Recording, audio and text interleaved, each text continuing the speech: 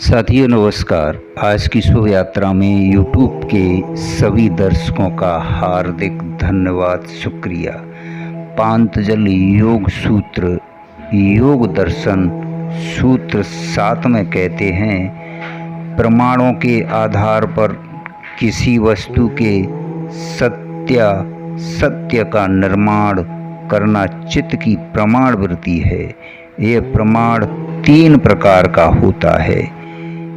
पहला है प्रत्यक्ष प्रमाण।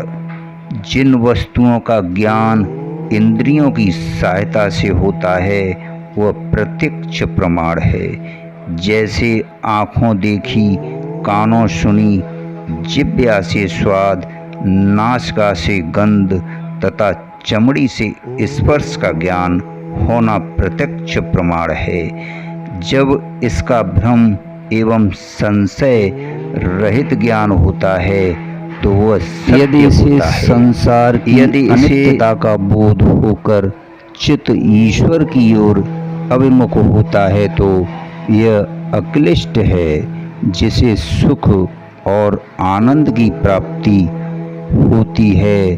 किंतु इस वृत्ति से यदि संसार व उसके भोग सत्य ज्ञात होने लगें तथा ईश्वर के प्रति अनास्था हो जाए तो इसे क्लिष्ट कहते हैं। इससे दुखों में वृद्धि ही होती है।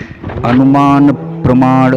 जिन वस्तुओं का ज्ञान इंद्रियगत अनुभव के आधार पर न होकर अनुमान के आधार पर होता है उसे अनुमान प्रमाण कहते हैं।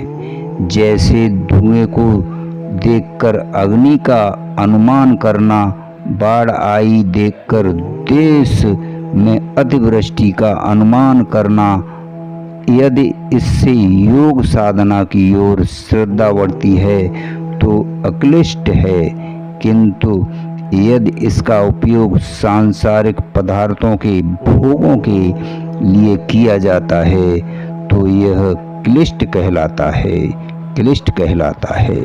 आगम प्रमाण। जो ज्ञान प्रत्यक्ष अथवा अनुमान प्रमाणों के आधार पर नहीं होता किंतु विद्वानों तथा ज्ञानियों द्वारा कहे गए वचन तथा शास्त्र के वचन के आधार पर होता है, वह भी प्रमाण है, जिसे जिन्होंने प्रत्यक्ष देखा है। सभी व्यक्तियों को सभी प्रकार के अनुभव हो जाना अर्थात सभी वस्तुओं को प्रत्यक्ष देख पाना असंभव है।